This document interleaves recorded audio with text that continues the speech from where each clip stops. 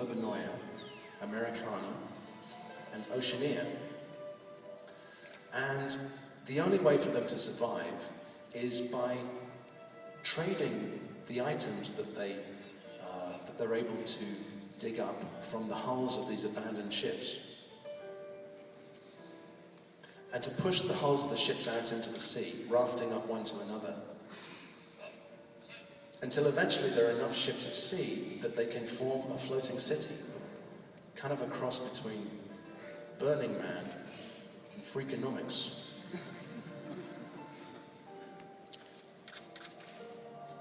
So as I started thinking about ways to implement this game, again, this is typical for me, there was no real business model for it or revenue stream. But I thought, well, look, maybe there are some existing technologies I can use to create a game that will work online in your browser and be free to all players.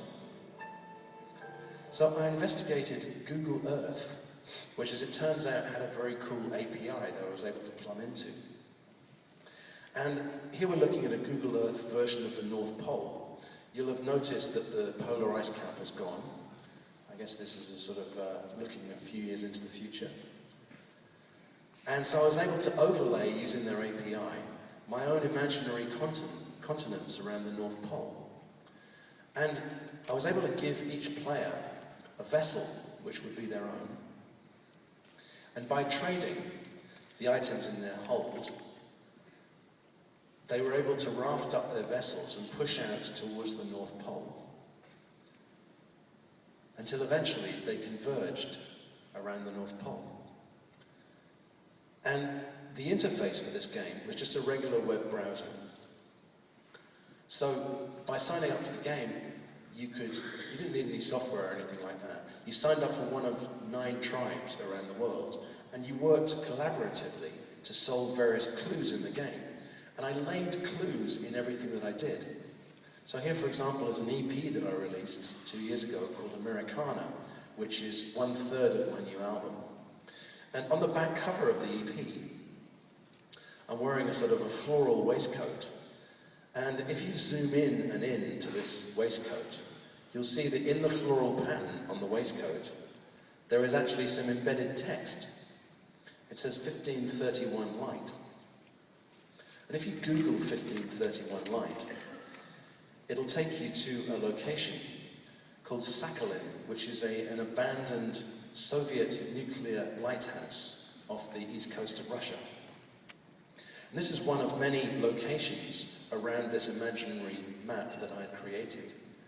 So as players investigated and explored these different locations, they would come across various places that had been mentioned in my songs going back to the 1980s. So in order to play the game effectively, you needed to be a kind of a scholar of the lyrics in the songs.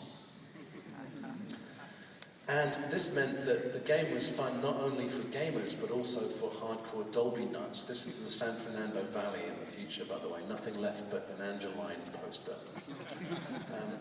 And so the players started to explore, and they had to collaborate. You got hardcore gamers coming in who could only answer or solve the problems by consulting with the Dolby fanatics about the lyrics in the songs. And the items they were trading in their hold were all mentioned within my songs, and they were drawn from a database. As you assembled sets of these objects, you would get free downloads of the music, not only the back catalogue music, the old songs, but also rough mixes of the new songs in the game. And as people travel around this imaginary world, this sort of alternative reality, they came up with their own theories about what was going on, what the background was, what this terrible apocalypse was that had led to this state of affairs on the planet. And I was in the forums lurking around, and I actually had no plan for the game at all at the beginning. But what would happen is I would read their conspiracy theories, and if I saw something I liked, the Floating City Gazette would print it, and it became the truth.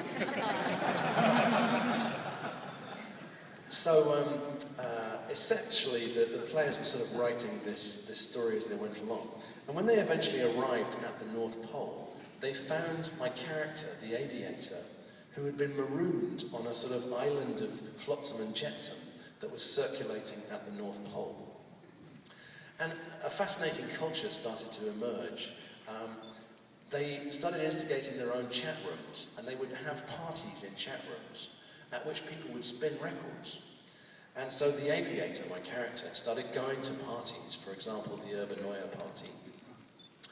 And I would play rough mixes of the songs that I was working on for the album. So I'd like to play you one now, which actually came about as a result of me hanging out in these chat rooms in character. And it's on the new album, and it's called Spice Train.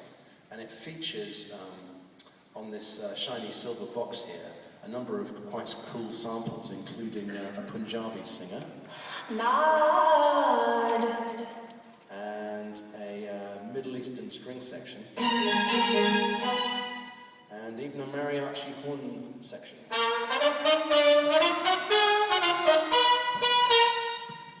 So basically I'm going to get a groove going, and I'm just going to use those samples to sort of jam over the top, so check it out.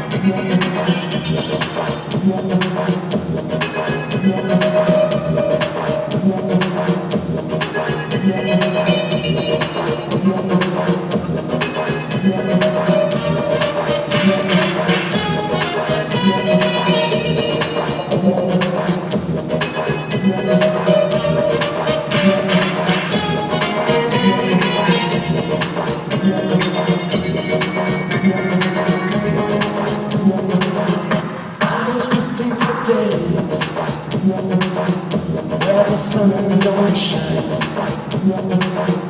while the night is young, I might clock a little overtime. I'll work until dawn, awaken with the setting sun, and I'll tell them my blink wherever there's a party on. If you roll with it, you can ride the spice train. And it comes down to it, you could hold the world in the palm of your hand. Wouldn't be bizarre?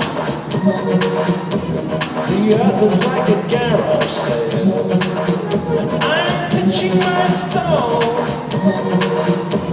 to cater to the infidels. Now I'm shifting my shape, I'm morphing into Spider-Man. I tell them my whip wherever there's a party on. 'Cause if you roll with it, you can ride the spice train. When it boils down to it,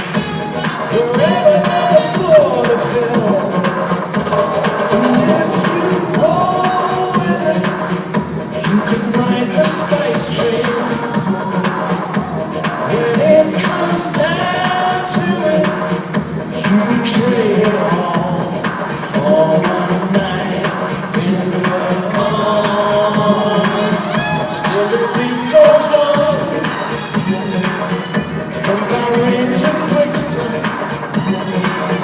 from Beirut to Bruges, from Beijing to Boston, still the beat goes on.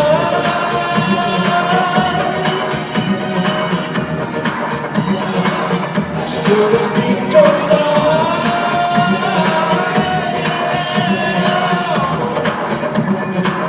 Still the beat goes on.